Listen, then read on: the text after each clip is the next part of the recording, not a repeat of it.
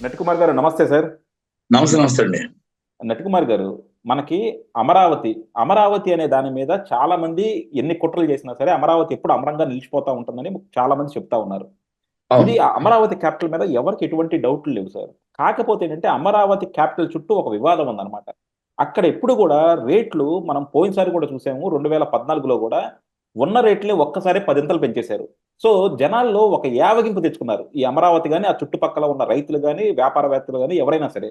ఆ ఉన్న రేట్ల కన్నా 10 సంవత్సరాల తర్వాత రేట్లు చెప్పేసి జనాల్లో ఏంటంటే ఒక అసూయని తీసుకొచ్చారనమాట. సో ఈ 5 సంవత్సరాల్లో కంపల్సరీ అమరావతి రైతులందరూ కూడా పాపం చాలా డౌన్ అయ్యారు. చాలా పోరాడారు. దాన్ని ఆళ్ళకి అందులో కంప్లీట్ 100% సంఘీభావం ఉంటది. వాళ్ళకి హ్యాట్స్ ఆఫ్ కాకపోతే చెప్పాలి.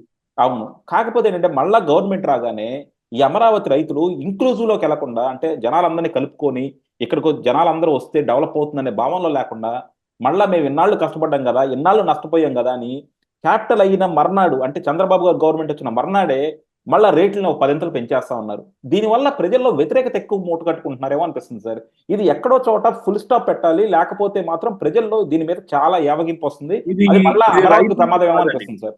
ఇది రైతులు చేయట్లేదు. హ్మ్. రైతులతో అసలు సంబంధం లేదు ఇది. ఇది ఒక మధ్యవర్తులు ఎవరైతే రియల్ ఎస్టేట్ కొంతమంది దళారులు ఉన్నారో, వాళ్ళు విపరీతంగా ఆళ్ళకి అడ్వాన్స్‌లు ఇచ్చి, వాళ్ళేదో దాన్ని మొత్తం టోటల్‌గా మభ్యపెట్టి, మాయ చేసి, వాళ్ళని మళ్ళా దాన్ని తీసుకొచ్చి రూ. 100 దాన్ని రూ. 1000 చెప్పి మార్కెట్‌లోని భయభ్రాంతులు చేస్తుంది మాత్రం ఈ దళారులు. దాన్ని అరికట్టవలసిన పని సీఆర్‌డీఏ అరికట్టాలి. అలాగే మొత్తం టోటల్‌గా పోలీస్ కమిషనర్ గారు, డీజీపీ గారు దాన్ని అరికట్టాలి. గవర్నమెంట్ వెరీ సీరియస్‌గా తీసుకోవాలి. ఎందుకంటే మనం రూపాయికి ఈరోజు అమరావతి రాజధాని అంటే 10 మంది వచ్చి డెవలప్ అయ్యి 10 మంది అక్కడ స్థలాలు కొనుక్కోవాలి, ఉద్యోగస్తులు దొరకాలి, అందరికీ దొరకాలి, లేనివాడు ఉన్నవాడు అందరూ ఉండాలి తప్ప మనం అది మొత్తం టోటల్గా అబ్నార్మల్ రేట్లు పెంచేసి విపరీతంగా మనం మార్కెట్ హైప్ తీసుకొచ్చి అక్కడి భయభ్రాంతులు చేసి మళ్ళీ పక్క రాష్ట్రాన్ని పంపించే పరిస్థితి ఉండకూడదు. కనుక అందరికీ ప్రతి ఒక్కరు కూడా రైతుల దగ్గర నుంచి ల్యాండ్ని డైరెక్ట్ పర్చేసింగ్ అయ్యేటట్టు చూసి మధ్యన దళారులు లేకుండా ఈ రైతులకు అందేటట్టు, అలాగే ఇక్కడ ఉన్న ఎంప్లాయీస్ ఉన్నారు, చాలా మంది ఉన్నారు, వాళ్ళందరూ సెటిల్ అవ్వాలనుకుంటున్నారు, రాజధాని డెవలపింగ్ అవుతుందని అనుకుంటున్నప్పుడు అందరూ కూడా అన్ని ఫ్యామిలీస్ డెవలప్ అయ్యే విధంగా అక్కడ మొత్తం టోటల్ గా ఇన్ఫ్రాస్ట్రక్చర్ డెవలప్ అవుతుంది. కాబట్టి దళారులు లేకుండా చూడాల్సిన బాధ్యత గవర్నమెంట్ చంద్రబాబు నాయుడు గారు, పవన్ కళ్యాణ్ గారి మీద ఉంది.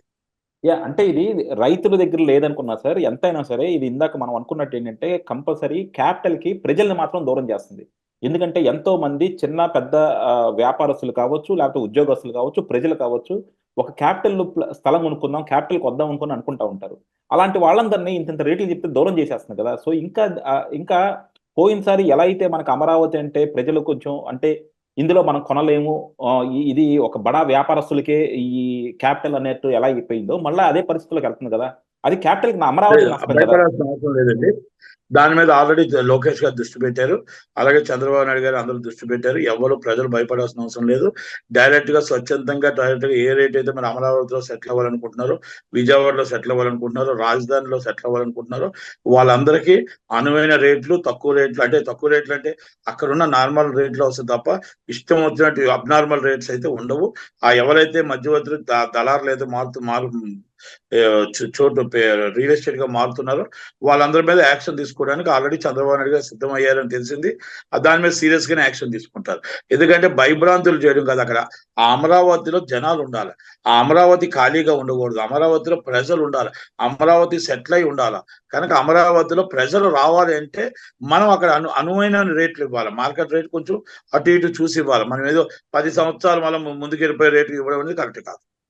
దాన్ని డెఫినెట్‌లీ. సీరియస్ గానే తీసుకుంటున్నారు ప్రజలు. దాని మీద ఏమి పడాల్సిన అవసరం లేదండి. ఏదైనా ఉంటే కూడా డైరెక్ట్ కంప్లైంట్, డైరెక్ట్ చంద్రబాబు గారు పేసి కంప్లైంట్ చేయొచ్చు, లోకేష్ గారు పేసి కంప్లైంట్ చేయొచ్చు, పవన్ కళ్యాణ్ గారు పేసి కంప్లైంట్ చేయొచ్చు. అవును. ఎందుకంటే మనకి ఎక్కడ చూసుకున్నా సరే, ఇప్పుడు హైదరాబాద్ చూసుకున్నా, బెంగుళూరు చూసుకున్నా గ్రాడ్యుయల్‌గా రేట్లు పెరుగుతా ఉంటాయి. కానీ ఈ అమరావతిలో అప్పుడు, ఇప్పుడు కూడా ఏంటంటే ఒక్కసారి జంప్ అనమాట. ఒక 10 రెట్లు రేట్లు పెరిగిపోవటం. అది రైతుల పరంగా చూసుకుంటే బానే రాత్రి ఉంటుందేమో. రాత్రి కోటి అది కాదండి, రాత్రి రాత్రి కోటీశ్వరులు అయిపోదాం అని. ఇప్పుడు నేనేమంటానంటే, మనం డబ్బు పెట్టండి, మీ డబ్బు పెట్టుబడికి 10% మార్జిన్ ఆశించండి. మీరు 100కి 2%, 200% ఆశించొద్దు. అది కరెక్ట్ హ్మ్. కాదు. అది రియల్ ఎస్టేట్ లో. ఇప్పుడు అమరావతిలో కానీ విశాఖపట్నంలో అప్పుడే ల్యాండ్ రేట్లు తగ్గిపోయి అంటున్నారు. హ్మ్. ఎందుకు తగ్గిపోతాయండి? అదది. ఎవరో ఆ! రేట్లు ఎక్కడ తగ్గవండి, ఎక్కడ పెరగవు.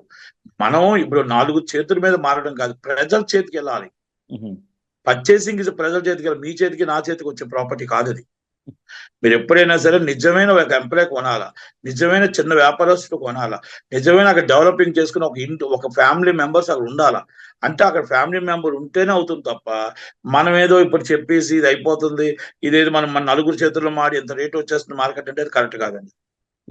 డెఫినెట్గా సార్. సరే, మీరు అన్నట్టు ఏంటంటే కంపల్సరీ మీరు ప్రభుత్వం కనుక దీని మీద దృష్టి పెట్టి కొద్దిగా కంట్రోల్ చేస్తే మాత్రం డెఫినెట్గా ప్రజలు హ్యాట్స్ ఆఫ్ చెప్తారు.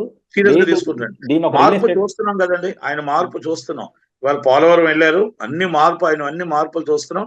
చాలా సీరియస్ గా ఉంటారండి. ఈసారి ఎవరిని వదిలేది ఉండదు. అసలు మా ఇలా డబుల్ రేట్లు, త్రిబుల్ రేట్లు అమ్మే వాళ్ళని అసలు వదిలిపెట్టరు, అస్సలు వదిలిపెట్టరు. ఆయన అమరావతి మాత్రం రాజధాని ఆయన 2 సంవత్సరాలు ఆయన కలండి. రాజధాని మొత్తం టోటల్ గా ప్రజలతో నిండిపోవాలా, ప్రజలతో నిండిపోవాలా. రాజధాని అంటే కట్టడం కాదు, రాజధాని ప్రజలతో నిండిపోవాలా.